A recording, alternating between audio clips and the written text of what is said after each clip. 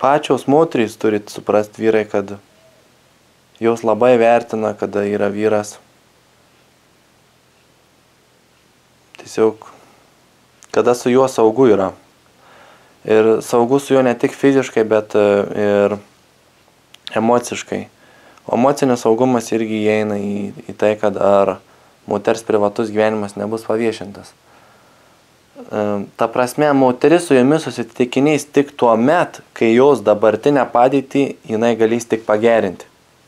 O kada yra žinomas žmogus, tai yra dainininkas, aktorius, komikas, moteriai yra didelė tikimybė pabloginti jos dabartinį gyvenimą. Tai yra, sprantat, moterys be proto, be krašto, be galo jos labai rūpinasi, kokia yra jų nuomonė visuomenėje. Ir jom yra baisiausias dalykas, kad jų nuomonė nebūtų, kad jinai yra šliundra. Kad nebūtų parašytas straipsnis, išpublikuotas, kad jinai permiegojo lengvai su tuo dainininku, aktoriumi. Ir jos rūbai buvo rasti aktoriaus lovai, dar kažko.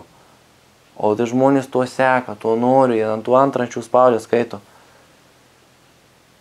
Ir kada tu nesi žinomas, kada tu nesi joks aktorius, esi paprastas vyras, bet tu turi velniai žino ką už savęs, ko nežino niekas, ką tu turi už savęs, kokie verslai stovi už tavęs, ten galbūt ne ant tavo vardo ir taip toliau, va čia yra raktas. Čia yra esmė. Tu iš pirmo žvilgsnio esi paprastas.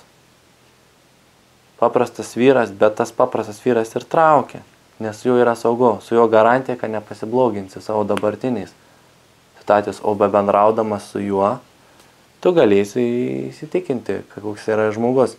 Ir va būtent moteris, kada yra žinomas aktorius, ateina moterys jau gyvenimo tos, kurios bendrauja vėl su tuo sukurtu dirbtiniu. Dirbtinis aktorius, dirbtiniais savybės. Ne ta moteris, kuri nori pažinti jo vidų. Iš tikrųjų, koks jisai yra žavus žmogus, geras. Ir vėl, kaip tas aktorius gali būti laimingas. Tarp tų pačių žinomų žvaigždžių, garsių žmonių vyksta labai didelė dvikova. Ta prasme, kuris bus tope viršūnėje. Jie varžosi. Jie pastoja, kuris bus tope. Jeigu jūs pažiūrėsit, pavyzdžiui, Lietuvos mergina, kuris publikuoja savo krūtinę, čia žinomiausia mergina, pyksta ant kitos žvaigždės, kad ją įžeidė. O kodėl čia atsitinka tokie dalykai? Todėl, kad tai yra konkuravimas. Kuris bus garsesnis, kuris gaus daugiau žmonių dėmesio. Ir paskui ateis daugiau pinigų. Paprasta schema. Ir jūs galvot, kad būnant žinomu, pas tave ateina dideli pinigai. Ne. Tai tie aktoriai, jūs pasižiūrėkit, kaip jie gyvena. Dažnas jų neišsimunka skolų už namą, kur ten būna nusipirkę. Dažnas jų ten pasikūrė. Tai žinomas Lietuvos anekdotų šou vedėjas, ne. Šitaip gyveno, ne, kabutėse. Na, buvo žinomas. Nu, tai dėl ko jis pasikūrė? Atsakykit savo į tą klausimą. Jie konkuruoja tarpusavyje. Ir ten, jeigu vyksta žvaigždžių vakarėliai, kur jie susirenka visos žvaigždės, tai ten būna tokia atmosfera. Maždaug ateinu aš, susipažįstu su taimi, į tau į akis šypsausi, o man už nugaros peilis. Va tokia atmosfera vienas į kitą. Už nugaros peilis, o tau šypsausi į kitą. Kaip fain, koks to fainas. Ten nėra tokių emocijų, nuoširdumas, pasitikėjimas, meilė. Ten yra konkuravimas ir išradingumas klastoje. Kas turi aukštesnį išradingumas klastoje, tas laimi. Tai va ten niekada nebūsi laimingas ir ten nėra kelias į tavo laimę. Tu turi tai suvokti, tai nėra kelias. Kelias į laimę yra tada, kai tu sukuri verslus ant brandų. Brandas nėra žmogus. Kada tu nesiasmenini niekur, nededi savo vardų niekur. Tai yra viskas yra sukurta ant vadinamų įsivaizduojamų kažko ir neliečia tavęs asmeniškai. Kuo mažiau liečia, tuo geriau. Aš čia plačiai nepasakosiu, čia kas su manimi asmeniškai susipažins, aš galėsiu plačiau papasakoti. Kada žmonių tai eini gatve ir tavęs niekas nežino. Ir tu gali, ką tu nori daryti.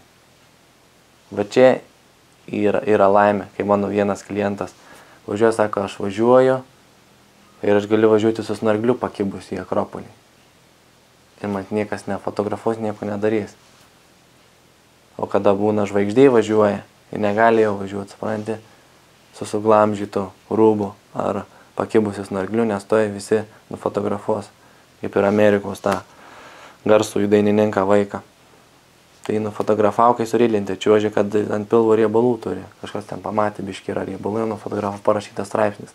Ar jūs jam galvojat malonu tokius straipsnius skaityti? Ne. Kokį klausimą dar?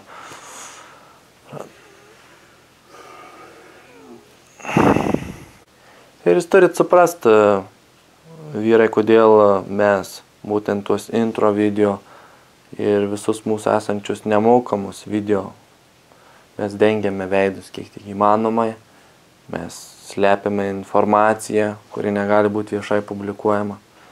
Ir tik tie mūsų klientai, kurie įsigyja produktus ar ateina į seminarus, mokymus, jie gauna tos informacijos, kur iš tikrųjų kiti negali gauti, negali būti viešai pateikiama. Ir kai tu nusiperki ar tą seminarą, ar ką, ir tu gauni tas žinias, kurios negali būti viešai paskleistas. Mes nenorim pridaryti daug konkurentų.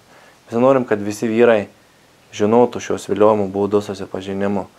Nes ta informacija pateks ne ten, kur reikia. Todėl taip yra daroma.